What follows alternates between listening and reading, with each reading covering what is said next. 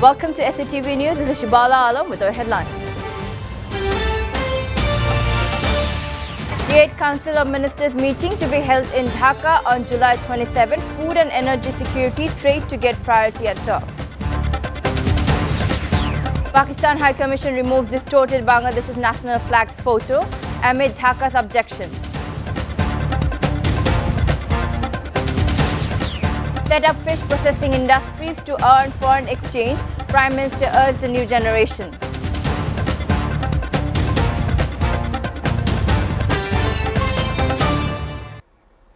Food and energy security, trade, tourism and climate change are some of the areas that will get focus at the 20th session of the Council of Ministers of D8, also known as Developing 8, to be hosted by Bangladesh on July 27. While briefing the media on Sunday, Foreign Minister A.K. Abdul Momen said that energy and food security is a global issue that will be discussed at the meeting, as there is much scope for cooperation in these areas. On energy security, Momen said it is being discussed everywhere and it remains a hot topic globally. He said though some of the D8 countries showed maturity in the tourism sector, Bangladesh has scope to do more and gain through cooperation.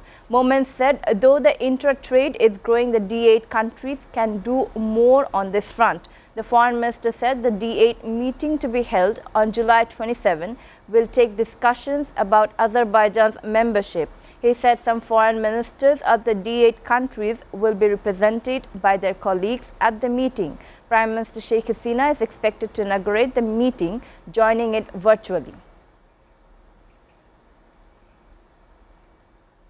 Amid Dhaka's objection, Pakistan High Commission in Dhaka has removed its cover photo from the mission's Facebook page that used a distorted version of Bangladesh's national flag. The Pakistan High Commission removed the cover photo on Sunday, the day after Bangladesh's Ministry of Foreign Affairs conveyed the objection. During the media briefing on the 20th session of the Council of Ministers of D8, Foreign Minister A.K. Abdul Momen said that they did not like the picture that the Pakistan High Commission in Dhaka used on its Facebook with the national flag of Bangladesh linked with the flag of Pakistan. Responding to a question, Momen said that they have uploaded pictures of few other countries' flags on various mission pages. In this regard, he mentioned diplomatic missions of countries like Sri Lanka, Malaysia, Saudi Arabia and Turkey.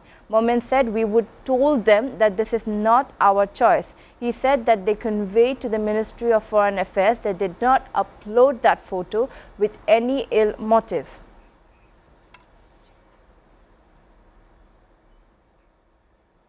Prime Minister Sheikh Hasina on Sunday urged the new generation to come forward for establishing fish processing industries, aiming to increase the number of export items and earn foreign exchange. The Prime Minister said this while formally inaugurating the National Fisheries Week 2022.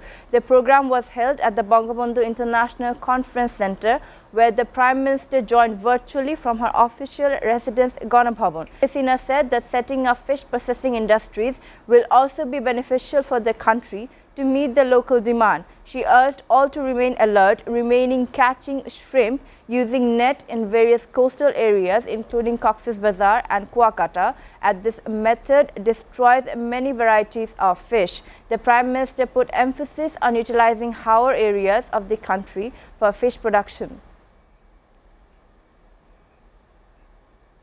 BNP Secretary General Mirza Fakhrul Islam Alamgir on Sunday said there is no problem taking tea with the Prime Minister at her office if she accepts the party's demand for the caretaker government to oversee the next post. You come up with this announcement and then we'll have no problem having tea at the Prime Minister's office, said Fakhrul, responding to Prime Minister Sheikh Hasina's offer made on Saturday.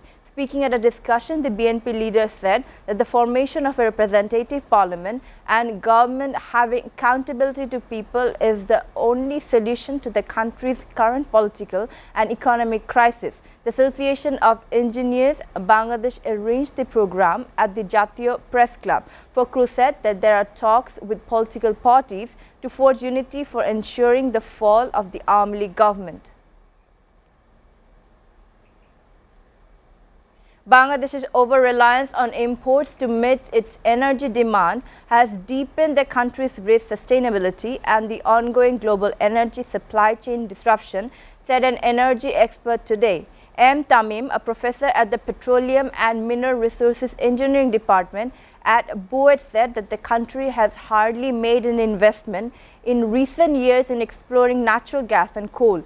He made the comments at a media briefing and sectoral discussion on recent challenges facing the economy. The Center for Policy Dialogue, CPD, organized the event. At the event, Famida Khatun, Executive Director of CPD, said depending on imported LNG alone would be too burdensome and uncertain to ensure an uninterrupted gas supply for the domestic industry and power sector.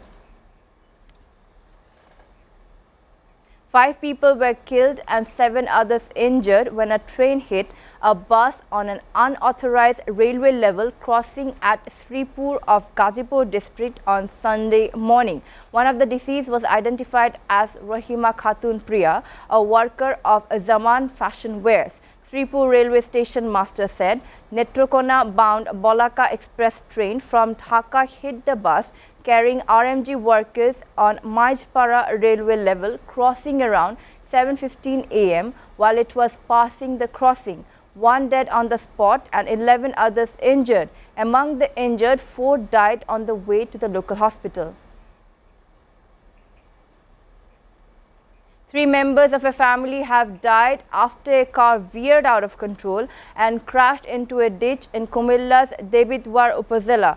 The accident occurred on Dhaka-Chattogram highway in Shaharpar area around 7 am on Sunday. The dead were identified as Feni resident Gyasuddin Mahmoud Forazi, 52, his wife Jahanara Akhtar, 48, and his sister Salma Akhtar Nazma, 45. Gyas, his wife and his sister-in-law were travelling from Dhaka to Feni by car when it veered off the road. All 3 were killed on the spot.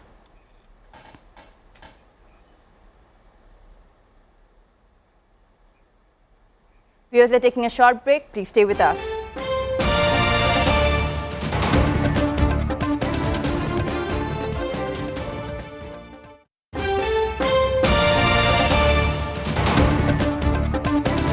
Welcome back. You're watching SATV News. Now news from abroad. Russian missiles hit Ukraine's port of Odessa Saturday in what Kiev called a spit in the face of day-old deal between the warring sides to resume cereal exports blocked by the conflicts. The Iranian military said its air defense had shot down 2 cruise missiles, but 2 more hit the port, threatening the landmark agreement hammered out over months of negotiations aimed at relieving a global food crisis. The Ukrainian Foreign Ministry spokesman said the strike was a spit on the face by Russian leader Vladimir Putin against the deal brokered by Turkish President Recep Tayyip Erdogan and United Nations Chief Antonio Guterres. Ukrainian President Vladimir Zelensky claimed that strikes on Odessa showed Moscow could not keep its promises. Odessa is one of the 3 export hubs designated in the agreement, and Ukrainian officials said the grain was being stored in the port at the time of the strike, although the food stocks did not appear to have been hit.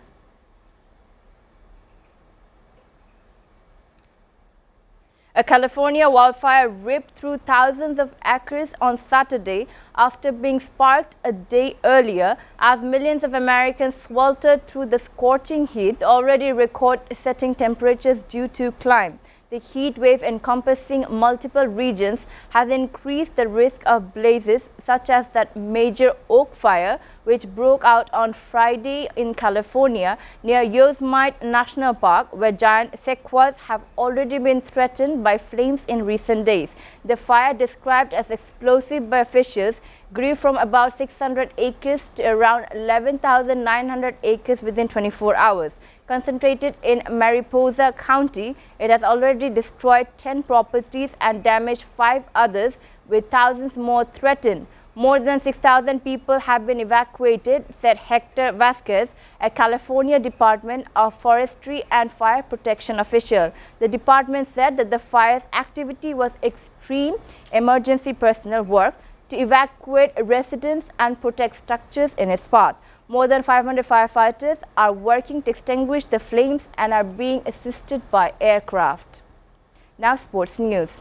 New captain of Bangladesh T20 team Nurul Hassan Sohan has said that he has learned a lot from Mahmudullah Riyad, the man he replaced as skipper for the upcoming Zimbabwe tour. Speaking to reporters at the BCB headquarters in Mirpur on Sunday morning, Sohan said that it would want its side to play as a team in Zimbabwe.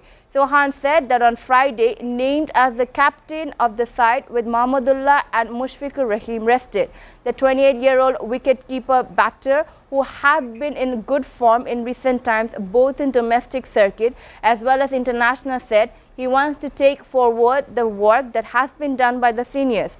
Bangladesh will be without 4 of their most senior players, Mahmudullah, Mushfiqur, Tamim Iqbal and Saqib Al Hassan. In the 3-match T20 series will be followed by 3-match ODI series in Harare. Before ending, we go to the headlines again. D8 Council of Ministers meeting to be held in Dhaka on July 27. Food and energy security, trade to get priority at talks. Pakistan High Commission removes distorted Bangladesh's national flags photo amid Dhaka's objection.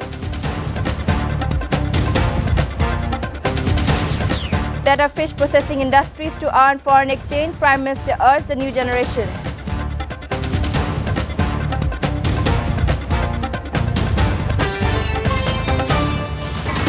You're up to date so far here on SATV News, and to know the latest news, visit www.satvtv.tv. Stay with SATV.